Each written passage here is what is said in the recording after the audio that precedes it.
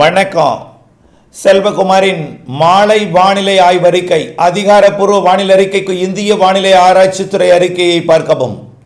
2025 August 21 வியாழக்கிழமை மாலை நிலவர ஆய்வறிக்கை.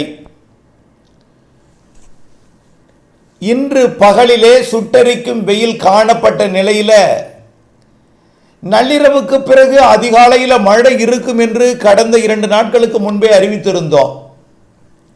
அதன் அடிப்படையில் தொடங்கியது மழை சேலம் மற்றும் கல்வராயன் மலைப்பகுதி, கள்ளக்குறிச்சி மாவட்ட பகுதிகளில். ஏற்கனவே கோயம்புத்தூர் மாவட்ட வடக்கு பகுதி அன்னூரில் தூறல் காணப்பட்டிருக்கும். ஈரோடு மாவட்ட வடக்கு பகுதியில் மெல்லிய தூறல் சாரல் இருந்திருக்கும். அதுதான் அப்படியே சேலம் மாவட்டத்திலையும் கல்வராயன் மலைப்பகுதி, கள்ளக்குறிச்சி மற்றும் தருமபுரி மாவட்ட எல்லை பகுதி தொடங்கி கள்ளக்குறிச்சி மாவட்டம் மற்றும் விழுப்புரம் மாவட்டம் திருக்கோவிலூர், செங்கமெல்லாம், திருக்கோவிலூர், செஞ்சியெல்லாம் மழைப்பொழிவை கொடுக்க போகிறது. இன்றைக்கு முன்னிரவிலே என்ற தலைப்புச் செய்தியுடன் இன்றைய அறிக்கையை தொடங்குகிறேன். நாளை காலை வரை மழை இருக்கு. டெல்டாவிற்கும் இருக்கும், சென்னைக்கும் இருக்கும். மேலும் எங்கெங்கெல்லாம் மழைப்பொழிவு இன்றைக்கு நள்ளிரவுக்கு பிறகு நாளை அதிகாலையில் கொடுக்க போகிறது என்பதை இந்த அறிக்கையில் இறுதி வரை கேட்டு பயன்பெற அன்போடு கேட்டுக்கொள்கிறேன். வானிலை அமைப்பை பார்ப்போம். ஆந்திர பிரதேசம், ஒடிசா இடைப்பட்ட பகுதி வழியாக வட மாநிலங்களுக்குள் நோய் மகாராஷ்டிரா, மத்திய பிரதேசம் வழியாக நகர்ந்த காற்றழுத்த தாழ்வு பகுதி, அதாவது மண்டலம் செயலிழந்து பகுதியாக இருந்தது காற்று சுழற்சியாகவும் மாறிவிட்டது. மேலும் ஒரு காற்று சுழற்சி குஜராத் மற்றும் பாகிஸ்தான் எல்லையோர பகுதிகளில் அரபிக்கடலில் கராச்சியை ஒட்டி நீடித்து கொண்டிருக்கு. இரண்டும் ஒன்றிணைந்த சுழற்சியால் வட இந்தியாவில் மழைப்பொழிவை ஏற்படுத்தி கொண்டிருக்கு. இப்பொழுதைக்கு வட இந்தியாவில் வலுவான நிகழ்வு ஏதும் இல்லை. சாதாரண காற்று சுழற்சி நீடித்து கொண்டிருக்கிறது. இனிமேல் படிப்படியாக காற்று திசை மாறும். ரொம்ப மாறாது. காற்று சுழற்சி அங்கேயே தான் இருக்கும். அடுத்தடுத்த காற்று சுழற்சிகள் 7ஆம் தேதி வரை நீடிக்கும். அதாவது தென்சீன கடற்பகுதியிலிருந்து வியட்நாம், கம்போடியா, லாவோஸ் வழியாக மியான்மர், தாய்லாந்து வழியாக வரக்கூடிய ஒரு நிகழ்வு காற்று சுழற்சியாக வடகிழக்கு மாநிலங்கள் வந்து வங்கதேசம், மேற்கு வங்கம் வழியாக வட மாநிலங்கள் வழியாக பயணிக்கப் போகிறது. ஆகவே வலு குறைந்த நிகழ்வாக இருந்தாலும் வட இந்தியாவில் நல்ல மழைப்பொழிவை கொடுத்து கொண்டே இருக்கும். ஆனால் மிக வலிமையான நிகழ்வு இருந்தால் ஒட்டுமொத்த காற்றும் திசை மாறி போகும். தற்பொழுது வலிமையான நிகழ்வு இல்லை, ஆனால் நிகழ்வு இருக்கிறது. காற்று திசை மாறி இருக்கிறது.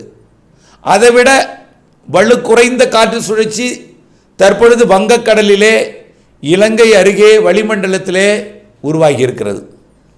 ஏற்கனவே மன்னார் வளைகுடா பாக்ஜல சந்தியை ஒட்டிய ராமநாதபுரம், தூத்துக்குடி கடலோர பகுதிகளில் ஒரு வளிமண்டல சுழற்சி மெலிந்த சுழற்சியாக நீடித்தது.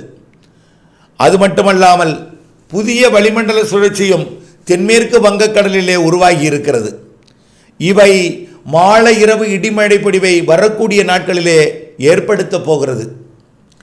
இன்றைக்கு ராமநாதபுரம், தூத்துக்குடி மாவட்ட கடலோர பகுதிகளை ஒட்டி நீடித்து கொண்டிருந்த அந்த சுழற்சி பகல் பொழுதிலே மேற்கு காற்றையும் வடமேற்கு காற்றையும் வடக்கு காற்றையும், அதாவது வறண்ட காற்றை பகலிலே, அதாவது ஏற்கனவே தென்மேற்கு பருவக்காற்று நுழையாத காரணத்தினாலே ஈரப்பதம் குறைந்து நுழையக்கூடிய காற்றை வெப்பத்தால் லேசாக்கி மேலெழுந்த பிறகு ஒரு வறண்ட காற்றை தென் மாவட்டங்களுக்கு நோக்கி அனல் காற்றாக ஈர்த்தது.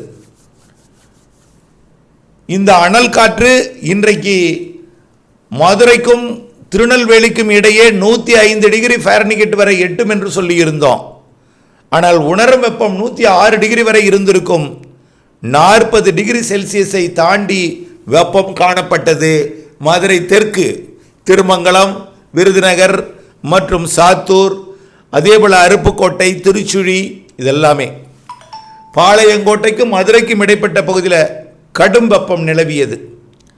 இந்த நிலையில் இப்பொழுது, அதாவது அந்த இடத்தில் ஏற்பட்டிருக்கூடிய வெற்றிடத்தை நிரப்புவதற்கும் தமிழ்நாட்டிலே ஏற்பட்டிருக்கூடிய வெப்பத்தால் லேசாக்கி மேலெழுந்த காற்றின் காரணமாக ஏற்படக்கூடிய வெற்றிடத்தை நிரப்புவதற்கும் தற்பொழுது அரபிக்கடலில் இருந்தும் வங்கக்கடலில் இருந்தும் காற்று உள்ளே நுழைய தொடங்கி இருக்கிறது.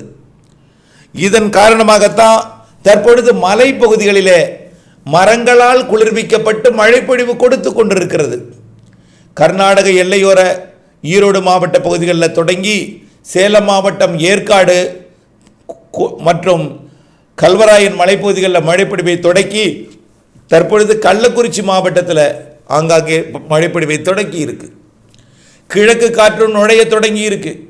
மேற்கிலிருந்து வெப்பத்தால் லேசாகி வந்த காற்று சற்று நேரம் உள் மாவட்டங்களில் மழைப்பொழிவை கொடுத்தாலும் வடமேற்கிலிருந்து வெப்பமடைந்து மாலையில் வெப்பமடைந்து வந்த காற்று வந்து கொண்டிருக்கிறது.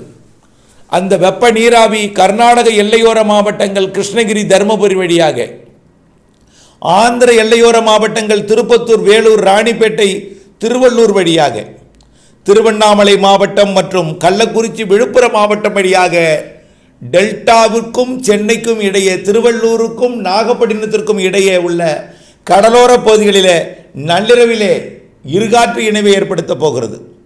இப்பொழுது உள் மாவட்டங்களிலே ஏற்படுத்த போகிறது. நள்ளிரவிலே கடலோர பகுதிக்கும் சற்று உள்ளேயும், அதிகாலையில் டெல்டாவின் கடலோரம் வரைக்கும் திருவள்ளூர் மற்றும் சென்னை, செங்கல்பட்டு, விழுப்புரம், புதுச்சேரி மற்றும் கடலூர், மயிலாடுதுறை, காரைக்கால், நாகப்பட்டினம் மாவட்ட கடலோர பகுதி வரைக்கும் ஆங்காங்கே மழைப்பொழிவை கொடுக்கும். பெரும்பாலும் டெல்டாவிற்கும் வாய்ப்பு இருக்கிறது. உறுதியாக 100% உறுதியாக புதுச்சேரி, கடலூர், விழுப்புரம், மயிலாடுதுறை மற்றும் கள்ளக்குறிச்சி, செங்கல்பட்டு இந்த மாவட்டங்களுக்கு உறுதியாக தெரிகிறது. சென்னை, திருவள்ளூர், காஞ்சிபுரம் மாவட்டங்களுக்கும் அதிக வாய்ப்பு இருக்கிறது. இன்றைக்கு முதல் மாலை இரவு வெப்பச்சலன மழைப்பொழிவின் தொடக்கம் என்று ஏற்கனவே சொல்லியிருந்தோம். 21ஆம் தேதி மழை பெய்யுமா என்று கேட்டிருந்தார்கள். அப்போ என்ன சொன்னோம்? 21ஆம் தேதி நள்ளிரவுக்கு பிறகு மழை இருக்கிறது, 22ஆம் தேதி அதிகாலை இருக்கிறது, 22ஆம் தேதி மாலையிலையும், 23ஆம் தேதி அதிகாலையும், 23 மாலையும், 24 அதிகாலையும், வெள்ளி இரவு சனி அதிகாலை, சனி இரவு ஞாயிறு அதிகாலை, ஞாயிறு இரவு திங்கள் அதிகாலையும் மழை இருக்கும் என்று சொல்லியிருந்தோம். அந்த மழை தான் வரக்கூடிய நாட்களிலே கொடுக்க போகிறது. வரக்கூடிய வெள்ளி இரவு, சனி இரவு, ஞாயிறு இரவு 3 நாளும் மதுரை முதல் திருவள்ளூர் வரைக்கும் கொடுக்கும். உள்ளேயும் கொடுக்கும். ஆனால் ஒதுக்குதல் கூடுதலாக இருக்கும். பெய்யும் இடத்துல வலுத்த மழை இருக்கும். அதாவது ஒதுக்கி பெய்யும். காற்று குவிதல் குறிப்பிட்ட இடங்களிலே அதிகமாக குவித்து பெய்யும் இடத்துல வலுத்த மழைப்பொழிவை கொடுக்கும். அடுத்தடுத்த நாட்களிலே ஒதுக்கி இருக்கக்கூடிய இடங்களுக்கு கொடுக்கும். ஆனால் எல்லா மாவட்டங்களுக்கும் 3 நாளிலே மழைப்பொழிவு கிடைத்து விடாது. பெரும்பாலும் மழை எதிர்பார்க்கக்கூடிய மாவட்டம் மதுரை, சிவகங்கை, புதுக்கோட்டை, ராமநாதபுரம் உள்பகுதி, திண்டுக்கல், திருச்சி, திண்டுக்கல் மாவட்டத்துடைய கிழக்கு பகுதி, திருச்சி மற்றும் டெல்டா மாவட்டங்கள் தஞ்சாவூர், திருவாரூர், நாகப்பட்டினம், காரைக்கால், மயிலாடுதுறை, அரியலூர், பெரம்பலூர், கடலூர், புதுச்சேரி மற்றும் கள்ளக்குறிச்சி, விழுப்புரம், சேலம், கிருஷ்ணகிரி, தருமபுரி, திருப்பத்தூர், வேலூர், ராணிப்பேட்டை, திருவண்ணாமலை, சென்னை, திருவள்ளூர், காஞ்சிபுரம், செங்கல்பட்டு, விழுப்புரம் இது வரைக்கும் கண்டிப்பாக வரக்கூடிய 3 நாட்களுக்கு மாலைக்கு மேல் இரவு, நள்ளிரவு, அதிகாலையில் மழைப்பொழிவை கொடுக்கும். இன்றைக்கு ஒரு நாள் மட்டும்தான் இந்த உச்சபட்ச வெப்பம் நாளை குறைந்திருக்கும். நாளை 100 டிகிரியை ஒட்டி இருக்கும். நாளைய மறுநாள் 100 டிகிரிக்கு கீழே குறைந்துவிடும். ஆனால் சூரியனின் குத்துக்கதிர் தமிழ்நாட்டில் விடுகிற காரணத்தினாலே வெப்பம் உயர்ந்திருந்தாலும் படிப்படியாக கொஞ்சம் கொஞ்சமாக தென்மேற்கு பருவக்காற்று கேரளாவிலே நுழைய தொடங்கும். இந்த மாத இறுதி 27ஆம் தேதியிலிருந்து இன்னும் கொஞ்சம் கூடுதலாக நுழையும். மழைப்பொழிவு கொஞ்சம் பரவலாகும். குறிப்பிட்ட இடத்தில் கொட்டி தீர்க்கக்கூடிய மழையாக இல்லாமல் பரவலான மழைப்பொழிவு, லேசான மிதமான மழைப்பொழிவாக இந்த மாத இறுதி நாட்களிலே இருக்கும். அடுத்தபடியாக செப்டம்பர் முதல் 3 நாளும் அது தொடரும். செப்டம்பர் 4ஆம் தேதியிலிருந்தே மேற்கு தொடர்ச்சி மலை மாவட்டங்கள் தொடங்கி, செப்டம்பர் 3 கிடையாது மழை, செப்டம்பர் 3 உண்டு, மேற்கு தொடர்ச்சி மலைக்கு கிடையாது. வங்க கடலோரமும் உள் மாவட்டங்களுக்கும் தென் மாவட்டங்களுக்கும் வடகடலோரமும் கொடுக்கும். செப்டம்பர் 4 மழைப்பொழிவு தீவிரமடைய இருக்கிறது. கேரளா, கர்நாடகா, தமிழ்நாடு, புதுச்சேரி உள்ளிட்ட தென் மாநிலங்களுக்கும் செப்டம்பர் 4, 5, 6, 7 தேதிகளிலே மாலை இரவு இடிமழை பொழிவு சற்று வலுப்பெறும். அதாவது 22, 23, 24 விட 27, 28, 29, 30, 31, 1, 2 கொஞ்சம் பரப்பில் கூடும். 3 வரைக்கும் 3ஆம் தேதி வரை கொடுக்கும் மழைப்பொழிவின் பரப்பை விட செப்டம்பர் 4, 5, 6, 7, 8 தேதிகளில் இன்னும் பரப்பில் அதிகரிக்கும். அடுத்தது நாம் எதிர்பார்க்கக்கூடிய செப்டம்பர் 8க்கு மேல் உருவாகக்கூடிய வலுவான நிகழ்வு வங்கக்கடல் நிகழ்வு அடுத்தடுத்து அக்டோபர் 14 வரை 3 வலிமையான நிகழ்வால் நிறைய மழைப்பொழிவு தென் மாநிலங்களுக்கு கொடுக்க போகிறது என்கின்ற அறிக்கையும் ஏற்கனவே சமர்ப்பித்திருக்கிறோம். அது தொடர்பான விரிவான அறிக்கையும் இதோடு இணைத்து சமர்ப்பிக்கிறேன்.